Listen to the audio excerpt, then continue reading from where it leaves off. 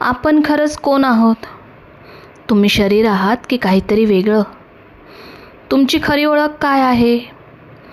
आपण रोज आरशात स्वतःला पाहतो आणि म्हणतो, हा मी आहे किंवा ही मी आहे. पण खरंच तोच तुम्ही आहात का? किंवा तेच तुम्ही आहात का? अर्जुनाला आता भक्ती समजली होती, पण त्याच्या मनात एक खोल प्रश्न होता, मी नेमका कोण आहे? तेव्हा श्रीकृष्ण त्याला एक महत्त्वाचं सत्य सांगतात. श्रीकृष्ण सांगतात, हे शरीर म्हणजे क्षेत्र आहे, म्हणजे एक जागा जिथे विचार, भावना, अनुभव सगळं घडतं. आणि जो या शरीराला पाहतो, जो अनुभव घेतो, तो म्हणजे क्षेत्रज्ञ, म्हणजेच आत्मा. जसं तुम्ही गाडी चालवता, गाडी तुमची आहे, पण तुम्ही गाडी नाही.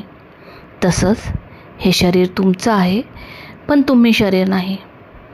आज आपण शरीरालाच मी समजतो.